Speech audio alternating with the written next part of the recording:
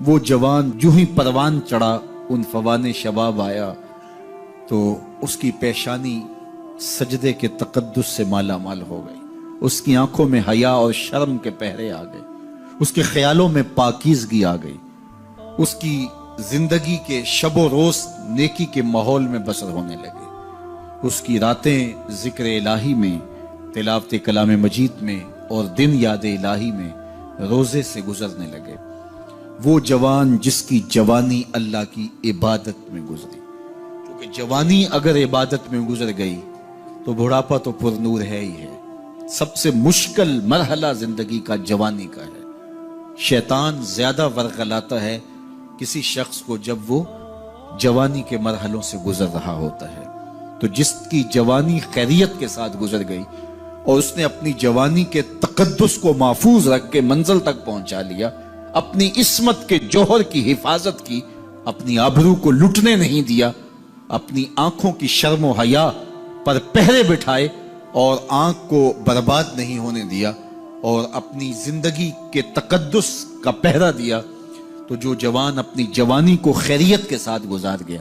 کسی نے کہا تھا نا، کتاب زیست کا ایک اور باب ختم ہوا، شباب ختم ہوا، ایک عذاب ختم ہوا۔ تو جوانی جس کی منزل تک پہنچ گئی خیریت کے ساتھ، عافیت کے سائے میں، مشکل تو بڑا ہے جوانی کو منزل تک لے جانا، خیریت کے ساتھ داغدار نہ ہونے دینا، جوانی کے تقدس کو رسوا نہ ہونے دینا، عصمت کے جوہر پہ کالک نہ لگنے دینا، خواہشات کو غالب نہ آنے دینا۔ آسان کام تو نہیں ہے، مشکل کام ہے، لیکن اگر کوئی مشکل کاٹ گیا، جوانی کے تھوڑے سے ایام میں گزار گیا، اللہ اکبر۔ حضرت شیخ ختلی کہتے ہیں، داتا گنج بخش علی حجویری علیہ رحمہ کے مرشد ہیں، الدنیا یوم ولنا فیہا صوم۔ وہ کہتے ہیں دنیا ایک دن ہے، ہم روزہ رکھ کے گزار رہے ہیں۔ تو روزہ رکھ کے سارا دن گزر ہی جاتا ہے، دوپہر بھی آتی ہے گزر جاتی ہے، اور عصر کا وقت بھی آتا ہے گزر جاتا ہے، کھانے کا وقت بھی آتا ہے، چائے کا وقت بھی آتا ہے، سب کچھ ہوتا ہے لیکن گزر جاتا ہے، افطار تک بندہ پہنچ جاتا ہے۔ جس نے زندگی روزے کی طرح گزار دی، جس نے جوانی روزہ رکھ کے گزار دی، خواہشات کو بے قابو نہیں ہونے دیا، مشکل کام تھا لیکن اس نے مشکل کام کر دکھایا۔ اجر کتنا بڑا ہے، سنیے اللہ کے محبوب کی زبان سے سنیے۔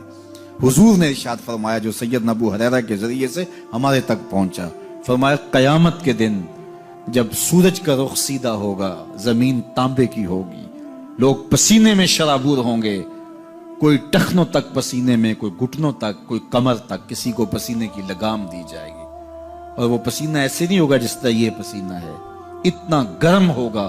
ابن رجب حنبلی کہتے ہیں اس پسینے کا ایک قطرہ اگر احد پہاڑ پہ ڈال دیا جائے تو وہ پگھل جائے، اتنا گرم ہوگا، بدبودار اتنا ہوگا، ایک قطرہ دنیا پہ ڈال دیا جائے، انسان کیا جانوروں کے دماغ بھی پھٹ جائیں، اس پسینے میں لوگ شرابور ہوں گے۔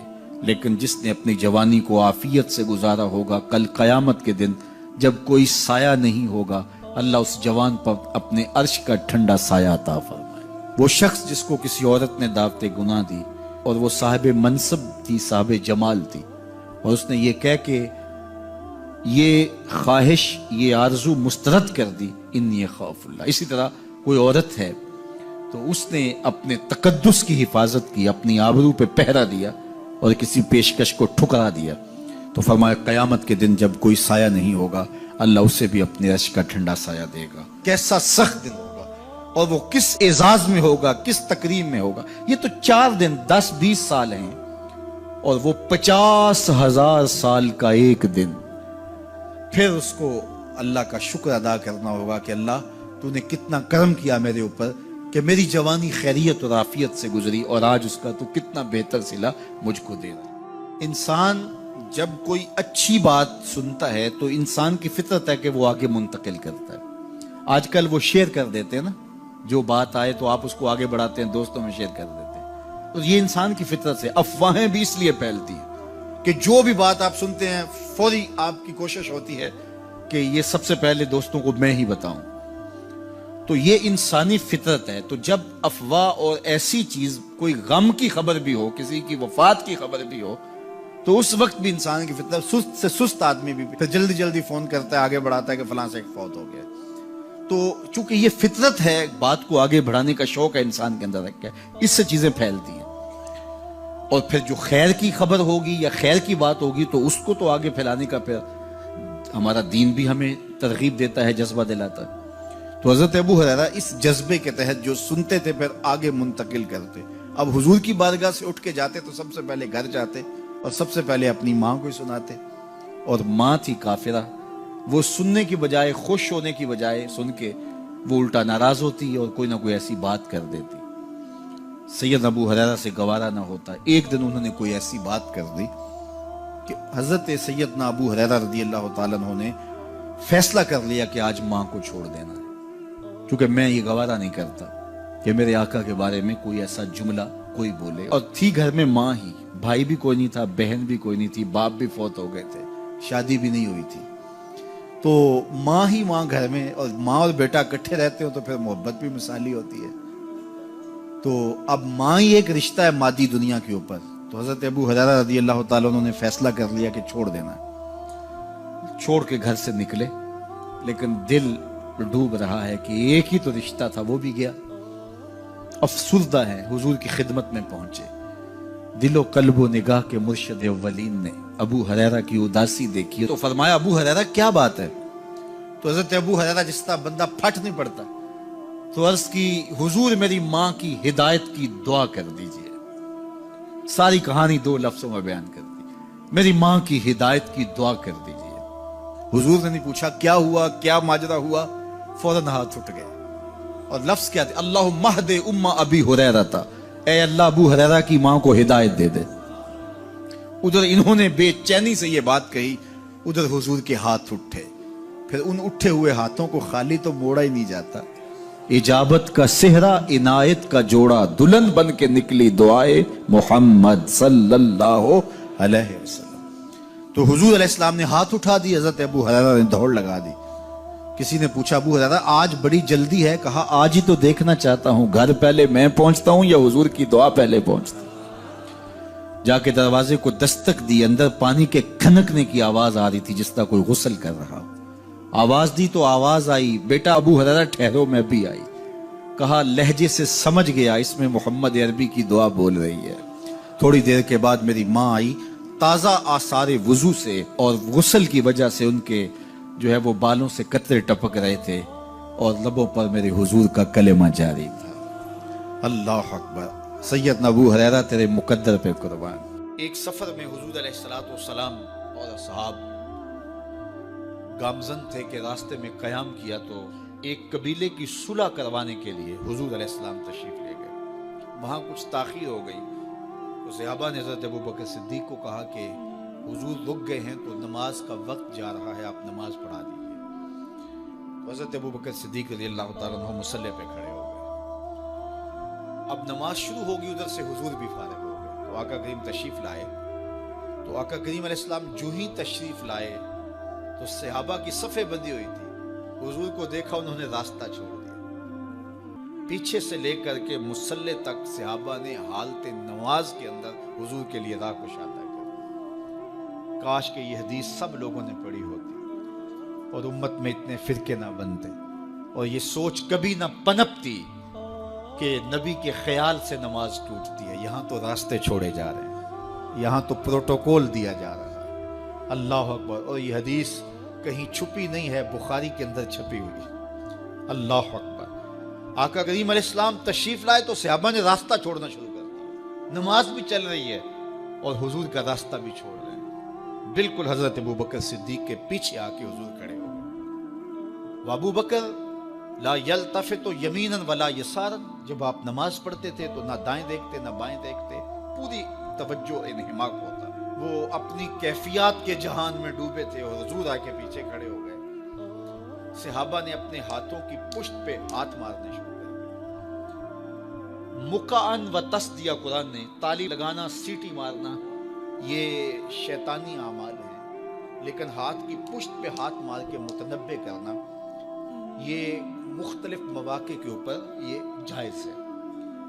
تو اب جب حضور آ کے پیچھے کھڑے ہو گئے اور صحابہ سمجھے کہ حضرت ابوبکر صدیق ایک استغراق کے عالم میں ہیں، ایک کیفیت کے جہاں میں ڈوبے ہیں، تو انہوں نے اپنے ہاتھوں کی پشت پشتوں پہ ہاتھ مارنے شروع کر دیے۔ تو حضرت صدیق اکبر سمجھ گئے کوئی غیر معمولی واقعہ ہو گیا، دیکھا پیچھے حضور کھڑے تھے۔ اللہ اکبر! تو حضرت صدیق اکبر مصلی سے سرک کے پیچھے آنے لگے تو آقا کریم نے اشارہ کیا رکو، نماز پڑھاؤ۔ سیدنا صدیق اکبر اس کے باوجود پیچھے آ گئے۔ کبھی ہوتا ہے حکم اور کبھی ادب آگے ہوتا ہے۔ اللہ اکبر! حضرت سیدنا علی المرتضیٰ رضی اللہ تعالی عنہ کو کہا نا حضور نے صلح حدیبیہ کے موقع پہ صلح نامہ لکھوایا جا چکا تو لکھا یہ محمد رسول اللہ اور قریش کی جانب سے ہے۔ تو عروہ نے کہا اگر محمد رسول اللہ مان لیں ہم تو پھر لڑائی کس چیز کی ہے؟ تو اس لیے محمد رسول اللہ نہیں محمد بن عبداللہ لکھا جائے۔ تو وہ اس بات پہ بضد ہو گئے، اور اگر ایسا نہیں ہوتا تو معاہدہ ٹوٹ رہا تھا۔ تو حضور نے حضرت علی المرتضیٰ سے کہا کہ چلو رسول اللہ کا لفظ مٹا دو۔ عرض کی میں تو نہیں مٹاؤں گا، میں تو نہیں مٹاؤں گا، یہ نام میں تو نہیں مٹا سکتا۔ پھر حضور نے خود مٹایا۔ اب یہاں حضور نے کہا ابو بکر رکو، لیکن حضرت ابو بکر نہیں رکے، پیچھے آ گئے۔ اور پھر حضور خیر مصلی پہ گئے، نماز ہوئی، سلام پھرا تو حضرت ابو بکر صدیق رضی اللہ تعالیٰ عنہ کو حضور نے کہا ابو بکر جب میں نے کہا تھا تم رکے رہو تو تم کیوں پیچھے آئے؟ تو سنو حضرت ابو بکر نے کیا جواب دیا رضی اللہ تعالیٰ عنہ۔ کروڑوں سلام، لاکھوں عقیدتوں اور نیاز مندیوں کے خراج ان کی چوکھٹ پہ عرض کرنے لگے ما کانا لابن ابی قحافہ ان یؤم رسول اللہ صلی اللہ علیہ وسلم۔ حضور ابو قحافہ کے بیٹے کی جرت کب ہوئی کہ رسول اللہ کے آگے کھڑا ہو کے نماز پڑھائے؟ یہ ابو قحافہ کے بیٹے کی ہمت کب ہوئی کہ رسول اللہ کے سامنے کھڑا ہو کے نماز پڑھائے؟ تو ادب پہلا کرینہ ہے محبت کے کرینوں میں۔ حضرت ابو بکر صدیق رضی اللہ تعالی عنہ نے اگر حضور علیہ الصلوۃ والسلام کی اطاعت اور حضور کی محبت، ادب، فرما برداری اور جانثاری کے انوکھے باب رقم کیے ہیں، لیکن حضور نے بھی ان کو جو اعزازات دیے۔ ایک خاتون آئی مسئلہ پوچھنے، آقا کریم نے فرمایا پھر آ جانا۔ اس نے کہا پھر آؤں اور آپ نہ ملے؟ تو کہا میں نہ ملوں ابو بکر تو ملیں گے نا۔ اللہ اکبر! تو اپنے بعد اشارہ دے دیا ان کی طرف کہ میرے بعد میرا نائب ابو بکر ہے۔ اللہ اکبر! عزتوں کی مسند اور عزتوں کی معراج اور عزتوں کے مقام پہ سیدنا صدیق اکبر رضی اللہ تعالی عنہ کو بٹھایا۔ میرے والد گرامی رحمت اللہ تعالی علیہ نے پوری زندگی میں کوئی ایک تقریر بھی ایسی نہیں کی جس میں یہ اشعار نہ پڑے ہوں۔ جب وہ خطبہ پڑھتے تھے تو خطبہ پڑھنے کے بعد یہ اشعار پڑھا کرتے تھے جس میں اس کی کیفیت ہے کہ جو حضور کے شہر میں جانے کے لیے تڑپتا ہے۔ ز مہجوری برآمد جان عالم، ز مہجوری برآمد جان عالم، تراحم یا نبی اللہ تراحم۔ کہ عرض کی جا رہی حضور آپ کی جدائی میں پورے جہان کی جان نکل رہی ہے۔ ز مہجوری برآمد جان عالم، تراحم یا نبی اللہ تراحم، نہ آخر رحمت للعالمینی، ز محرومہ چرا فارغ نشینی، بروں سر از برد یمانی، کہ روئے تست صبح زندگانی۔ حضور اپنا سر انور اس یمنی چادر سے ذرا نکالیے، چونکہ آپ کا چہرہ انور زندگی کی صبح ہے، زندگی کی بہار ہے۔ ادیم طائف نعلین پاکن، شراک از رشتہ جاں ہائے ماکن۔ اللہ اکبر! جامی علیہ رحمہ کا انداز کتنا دل آویز ہے۔ وہ کہتے ہیں حضور آپ طائف کے بنے ہوئے چمڑے کے جوتے پاؤں کی زینت بنائیں۔ آپ جوتے جو پہنے وہ طائف کا مشہور چمڑا ہو اور اس کے بنے ہوئے۔ شراک از رشتہ جاں ہائے ماکن، اور اس کے اندر جو تسمے ڈالیں وہ جامی کی جان کے ڈالیں، جامی کے چمڑے کے نہیں، جامی کی جان کے تسمے ان نالین میں ڈالیں جو آپ طائف کے بنے ہوئے نالین زیب تن کریں۔ وہ ایک شاعر کہتا ہے عربی کا کہ یا لیتنی کنتو تربت ایبتکم فلتسمت نعالک ذاک کدی، کاش میں مولوی نہ ہوتا۔ وہ بہت بڑا شیخ الحدیث گزرا ہے، تو وہ کہتا ہے میں کاش شیخ الحدیث نہ ہوتا، میں مولوی نہ ہوتا، مدینے کی گلی کی مٹی ہوتا، حضور گزرتے تلووں کو چوم لیتا۔ چے باشد گر کنی سوئم نگاہے، ہمیشہ گر نہ باشد گاہے گاہے، نگاہے یا رسول اللہ نگاہے، صد ہزاراں جبریل اندر بشر، بہر حق سوئے غریبہ یک نظر، یا رسول اللہ انظر حالنا، یا حبیب اللہ اسما قالنا، اننی فی بحر غم مغرق خذ یدی ساحل لنا اشکالنا، یا صاحب الجمال و یا سید البشر من وجهک المنیر لقد نور القمر، لا یمکن الثناء کما کان حقہ بعد از خدا بزرگ توئی قصہ مختصر۔ ساری کہانی آ کے یہی ختم ہوتی ہے۔ تو یہ میری اور آپ کی سعادت مندی ہے۔ اللہ کی توفیق سے آپ کے لیے اور آپ میرے لیے محبت اور دعا کے جذبات رکھتے ہیں، اور ہم ایک دوسرے کے لیے دعا گو ہیں کہ آج میں حاضر ہوا ہوں اور آپ نے جو ہے وہ میرے لیے اپنی آنکھوں کی چمک اور محبت پیش کی ہے۔ اللہ یہ دن آپ کو بھی نصیب کرے۔